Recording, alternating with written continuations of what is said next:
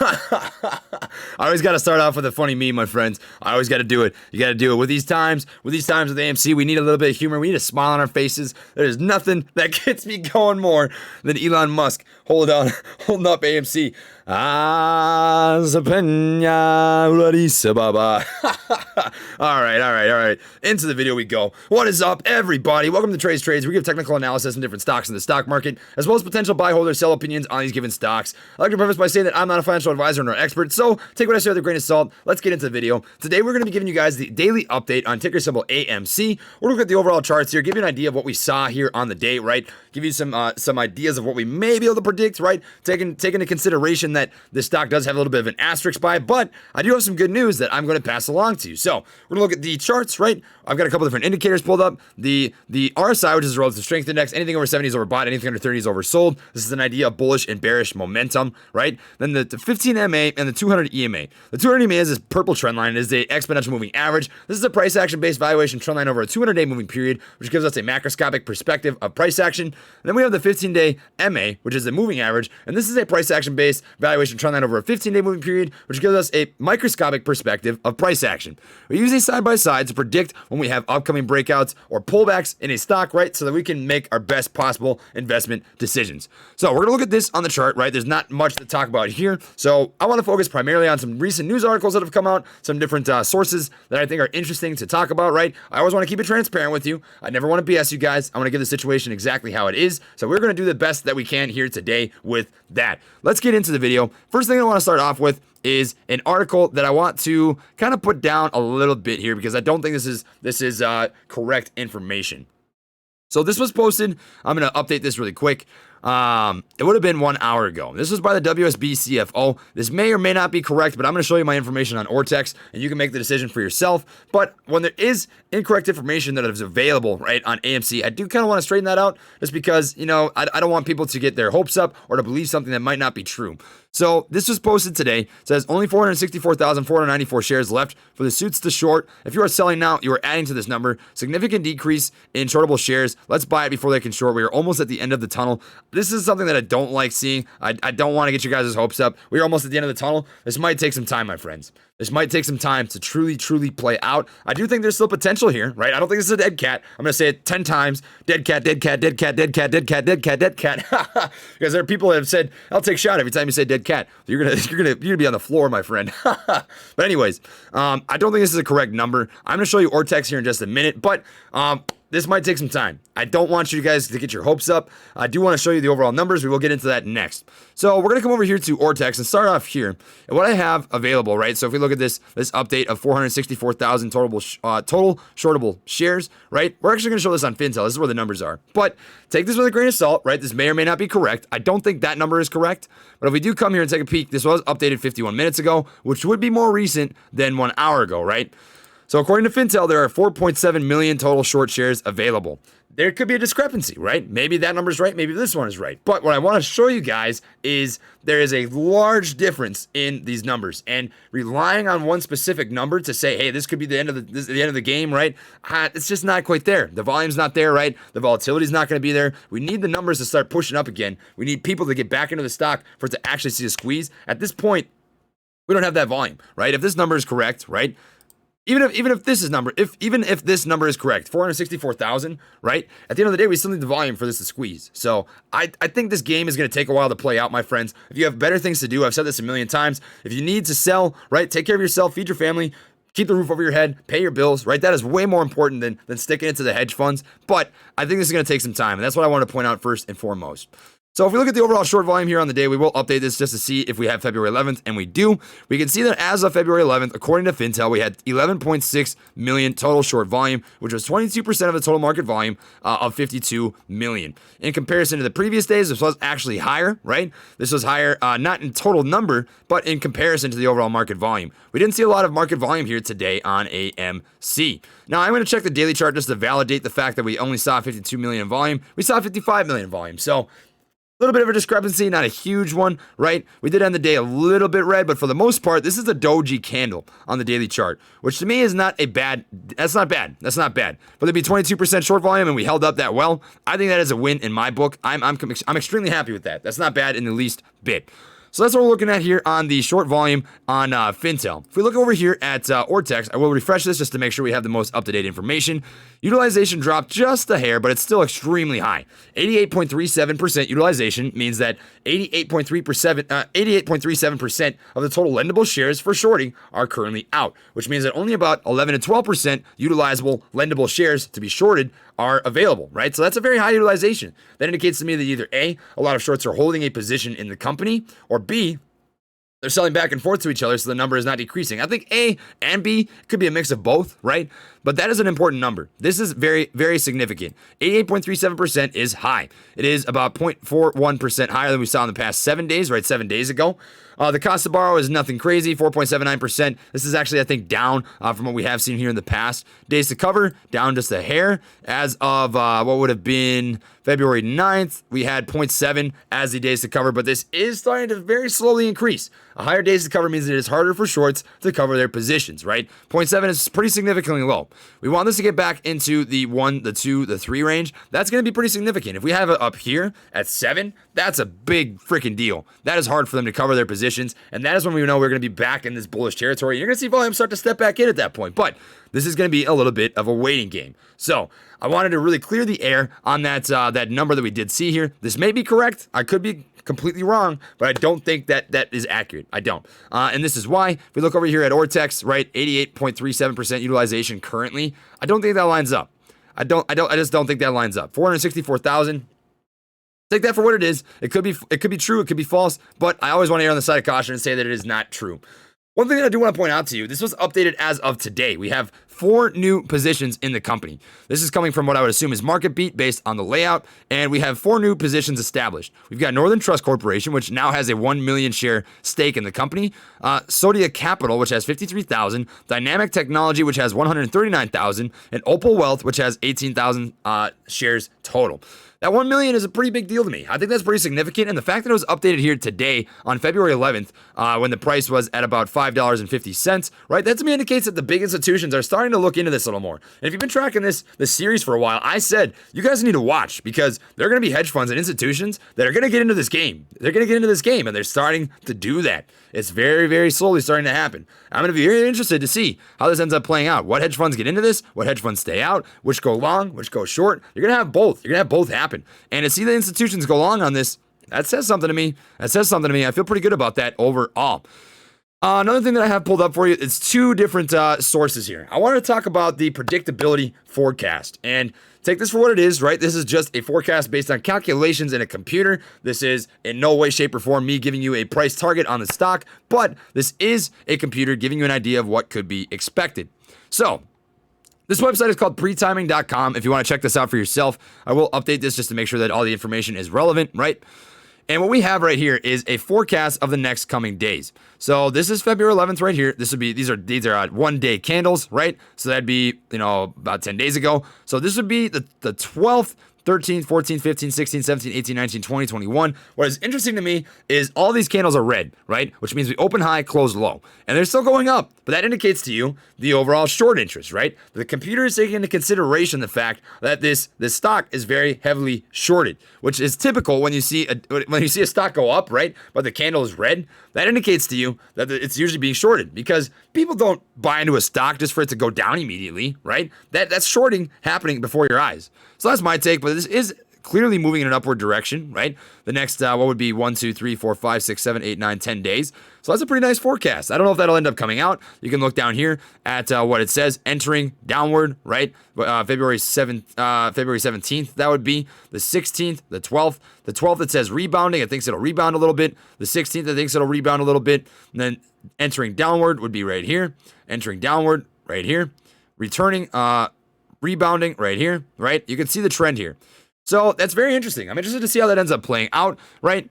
This is just computers taking statistics, putting them all together to see, based on the numbers that are currently available, what could be possible. And the peak here would be at around $18 if this does come to fruition. Will that come to fruition? It's very hard to say. I'm not going to validate that. I just want to present this as information. If you would like to check this out, you can do so at pretiming.com. That is very readily available for you. Another one that I find interesting, and I've seen this all over the place, this is coming from Fidelity. This is a Fidelity probability calculator. And this is a long time if you want to see that happen. It says 42.31% probability above, right? So it thinks that there's a 42% chance that we see $500 by August.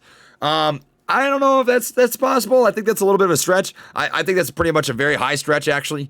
But if you think in perspective to GameStop, right? How long GameStop took to play out before it hit $500? Check this out. It took a long freaking time. We look at this on a 6-month chart. This was a process. $4, $7, $10, 13, 16, 20, right? 500. That took 6 months. Now we look here at the Fidelity chart, right? It's not saying it's going to follow this exact trajectory. It's saying within these price zones, there is this much probability of this happening, right? And it thinks that there's a 42.31% probability of hitting $5 by August.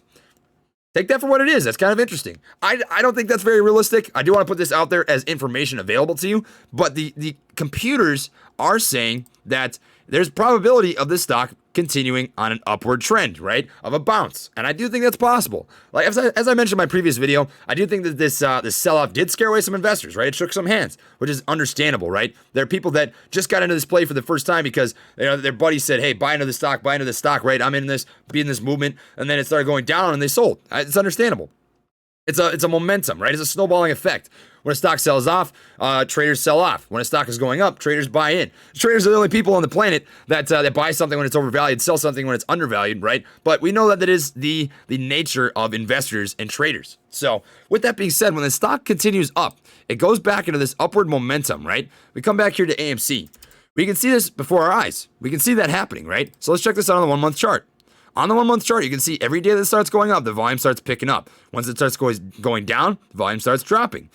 It's going to continue that overall effect. That is a pattern that we see in charts. That's a pattern that we can use to predict when charts start to run again, right? That's something I used to predict the breakout on JAGX, on BNGO, on CTRM, on a lot of different plays, my friends. And the same thing applies here, right? So when this just starts creeping up, when it starts moving just a little bit, you see this 15 EMA starts to cross over that 200 EMA, the volume's going to start picking up. And then some more people are going to get into this. More people are going to get into this. More people are going to get into this, right? This is going to take some time to play out if you do want to see this squeeze happen. And we do know it is still possible because of the numbers, right? It's just going to take some time. I don't want to BS you guys.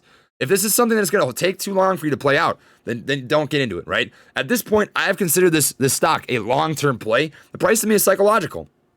I stated this in my previous video, but Microvision, if I had sold when I was down 35% at a $4,000 loss, I wouldn't have ended up, holding right now when it's at $19, in my Fidelity account. So take that for what it is, right? The price is psychological if you have true conviction in the reason you bought into the stock. And fundamentally speaking, I think AMC in general is worth a lot more than they are trading at right now. So AMC, we're going to just search this. AMC, $700 million, right?